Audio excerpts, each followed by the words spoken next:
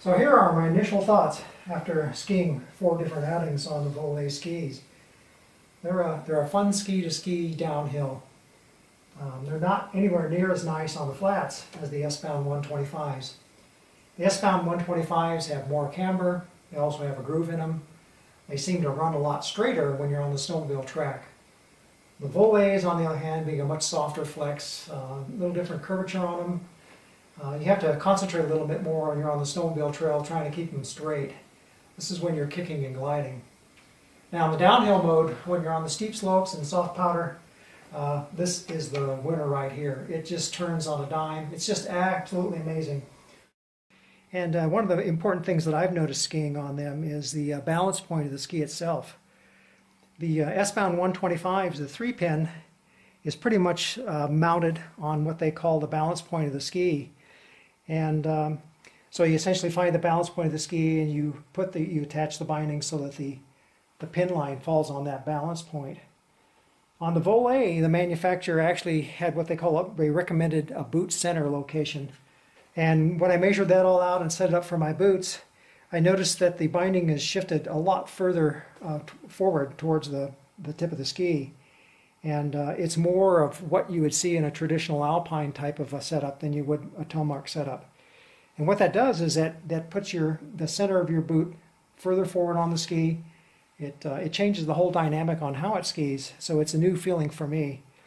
If you can imagine the two skis, this is the Fischer is a 175 and the V6 is a 173, but when I set them side by side, they're almost identical in length.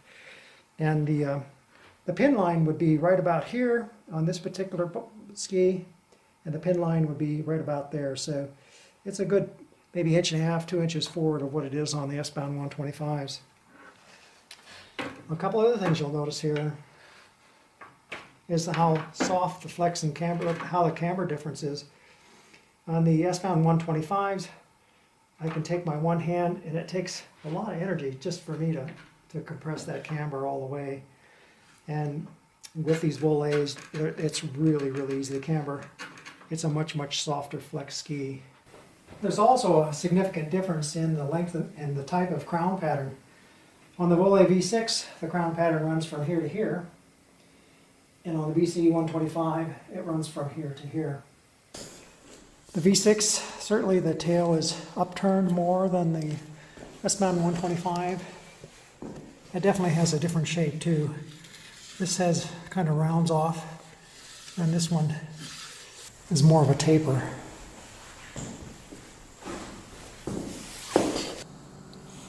There's definitely a difference in the scale pattern they use on the Voile versus the Fischer.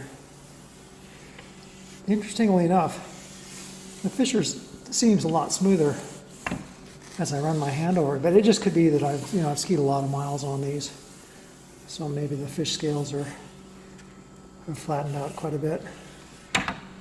It's also characteristic that the fish scale pattern on the Fischer runs much further back, and I think they use kind of a progressive cut across this pattern here so that they're smoother out here on this end and much more aggressive here. The Voile feels like it's the same depth of fish scale all the way across. Anyway, these climb pretty well. They both do a good job. They're just a little different.